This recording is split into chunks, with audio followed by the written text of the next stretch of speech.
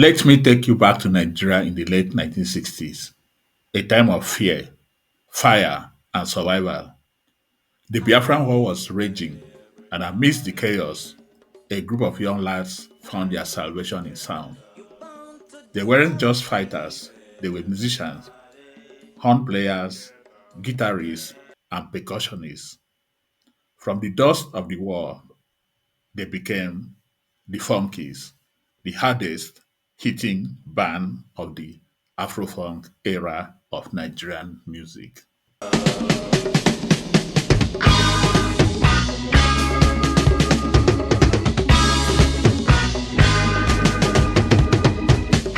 Formed in Aba, the Funkees started out as an army band, but these men weren't made for parades. They were made for the stage. They mixed highlife with funk, Afrobeat with psychedelic rock. Igbo chants collided with fireworks from the guitars. Then the war was over.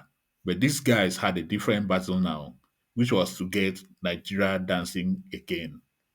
7 nights a week, they rocked clubs in Port Harcourt, Lagos, and other cities. Young people, tired of headlines and heartbreak, came to move their bodies to the rhythm of survival. La ilaha illallah. Salam alaikum ya jama'a. Dunia. La ilaha illallah. In 1973, the Funkies made a bold move. London came calling. They were no longer just Nigeria's secret. They joined a wave of African acts who were shaking up the UK soundscape. And here's where the legends begin. There's talk they once shared a stage with none other than Pink Floyd. No official posters exist, but if you ask the surviving members, they'll smile and say, yes, it happened.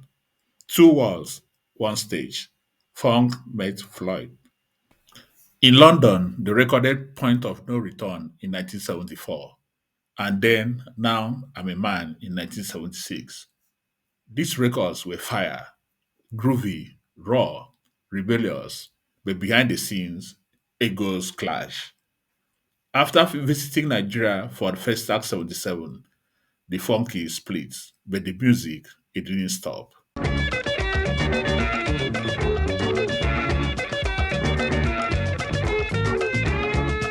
Harry Moscow went solo, giving us disco classics like Sugarcane Baby, a hit in Lagos nightclubs. Harry returned to Nigeria to set up his HM Studios, HM Wines, and other businesses. Sadly, the star passed on in March 2012. Jake Selo became one of Nigeria's most wanted session guitarists, shaping albums of Felix Liberty, Beno Marioge, SB Family, Onyeka Onwenu, the Lijadu Sisters, Pat Finn, Dora Ifudu, and several other artists of the time. Mo Ahijo still lives in the United Kingdom. He can be seen busking in malls and other public places from time to time. Ike Sahara moved on to a solo career, releasing an album, Palava, for Tone imprints of Tabansi Records. Berkeley Ike Jones, Ben Akala, and Felix Ode were all associates of the band.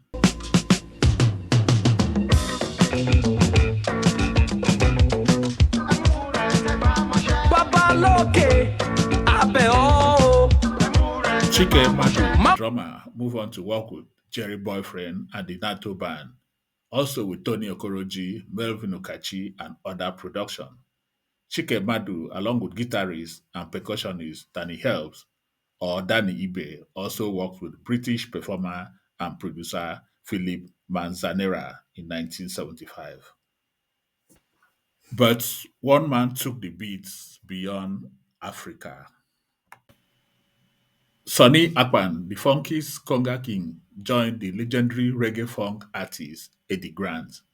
For years, Sonny toured across Europe, bringing that raw Nigerian rhythm to songs like Electric Avenue.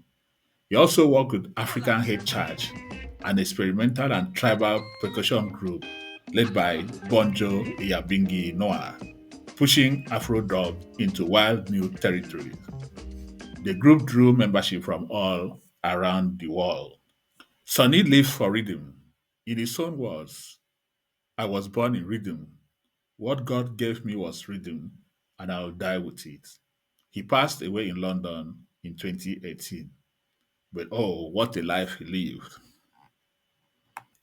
In 2012, something magical happened.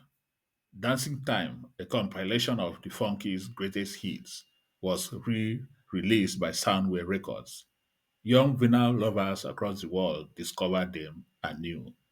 Nigerian funk was back on the map, and the Funkees were leading the charge once again. But before 2012, the Funkees had a reunion concert in London, coming back together to relive the sound that made them what they were in the 70s. In 2017, in Oka, Anambra State, the legends of Nigerian pop concert brought the old masters together. That night, time stood still. Old fans, new fans, all dancing to the same beats. The Funkies might have started in the war, but they ended in groove. And if you ever find an old vinyl labeled Dancing Time, play it loud because that beat still moves mountains.